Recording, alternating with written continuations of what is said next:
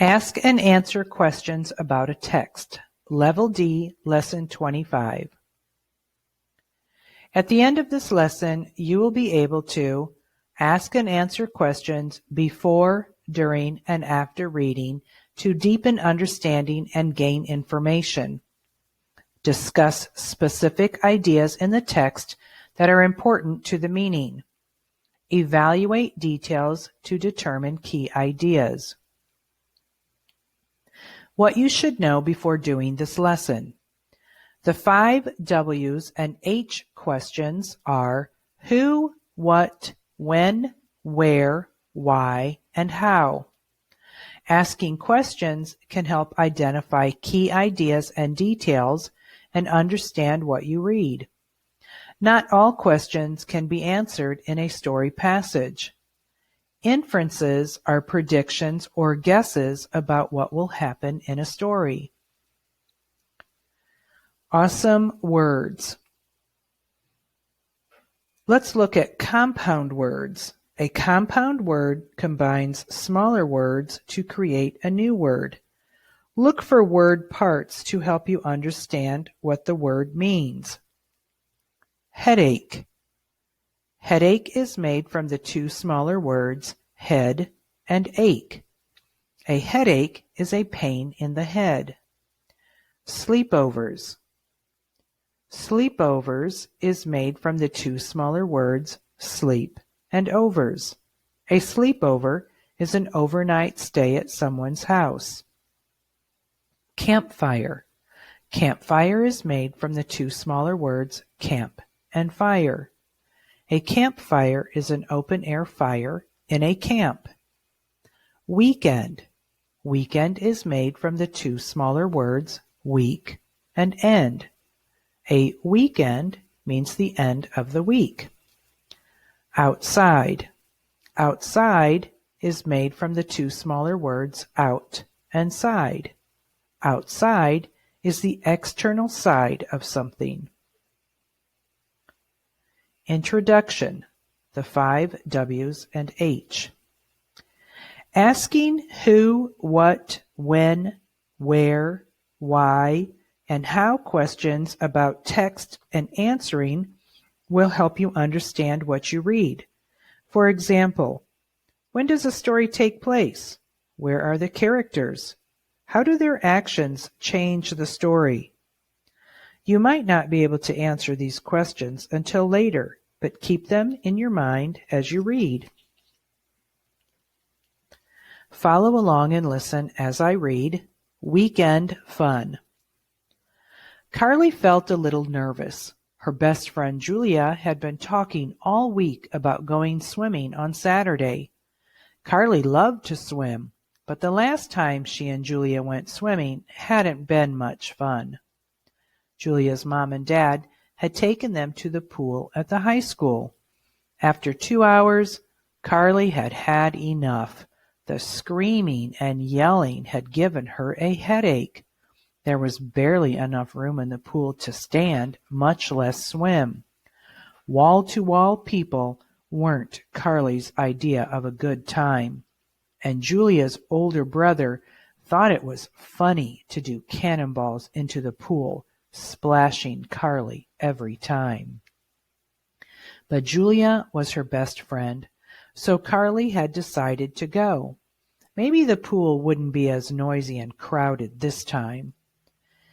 Instead of going to the high school, Julia's parents drove the family and Carly to the lake outside of town. It had an enormous beach with lots of room to run around and play. Everyone could swim and play in the water without being crowded. Carly and Julia built a sandcastle. Julia's dad and brother flew a kite. Carly was a bit sad when Julia's family finally decided to leave. She thanked Julia's parents and told Julia to call her later. When they talked, Julia was still excited about what a fun day it had been. Carly told her that she already had plans for the two of them for next weekend. "Great," said Julia. "I hope it's as much fun as the beach." The next weekend, Carly was excited to go on a camping trip, but this time Julia wasn't so sure. She had never been camping before.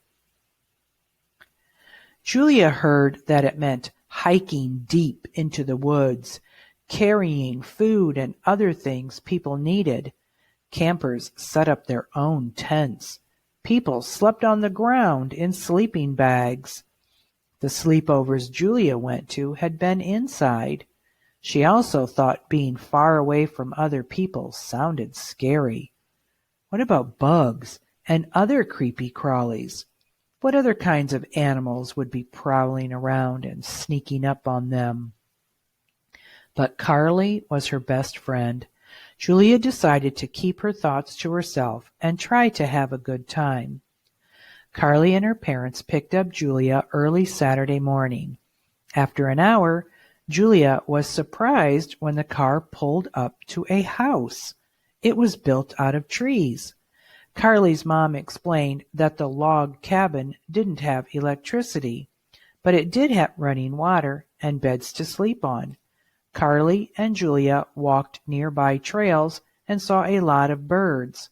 For dinner, they roasted food on sticks over a campfire that Carly's dad built outside the cabin. After Julia got home, she told her family all about the camping trip. Now it was her turn to plan her next adventure with Carly. Let's practice the process of asking and answering questions about the paragraph and identify important ideas and details. Let's start with who.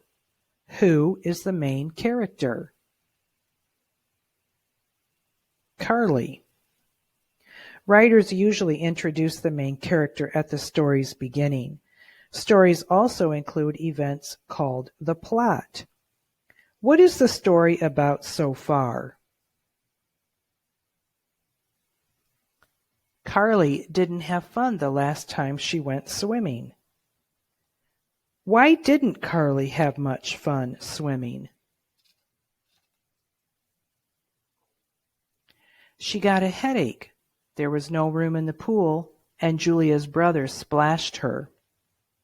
To answer these questions, you used key ideas and details from the text.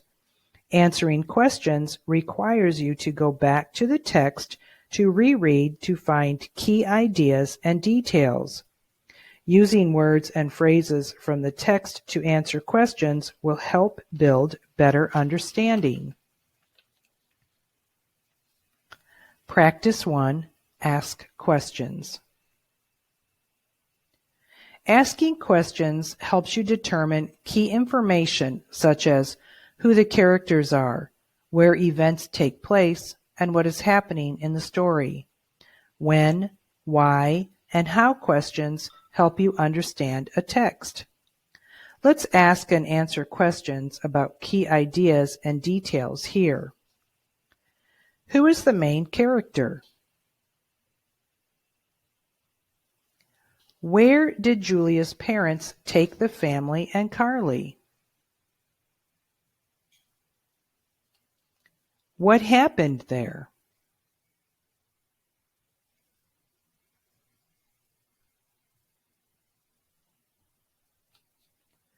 When is this taking place? This answer is not stated in the text, but we can infer it is during the summer. Why does Carly get sad?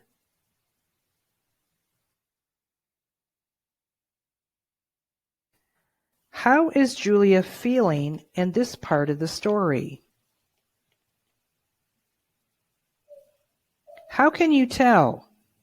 Punctuation is a clue that lets us know she must be excited. Not all questions were answered in the text, but we were able to find clues in the passage to infer the answer. Practice 2. Answer questions. Sometimes answers to questions are not in the text. Think about details in the text that might help you. Using text evidence helps you understand the story. Do you think Julia likes insects and wild animals? Probably not. She calls insects bugs and creepy crawlies and describes animals as prowling around. This suggests she is afraid of them. What does Julia think about camping?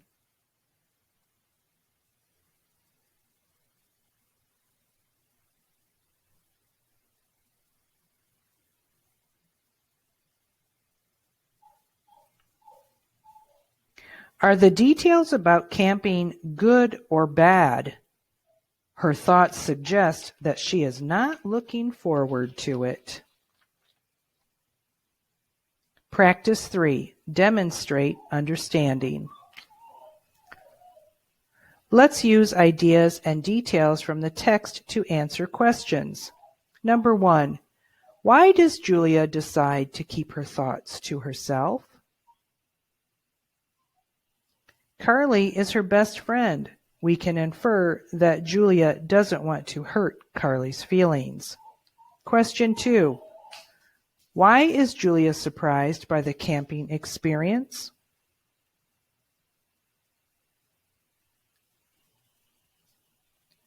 Earlier in the story, we read what Julia thought camping would be like.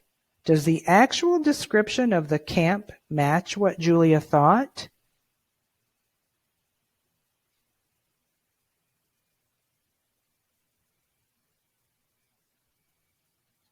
Not at all.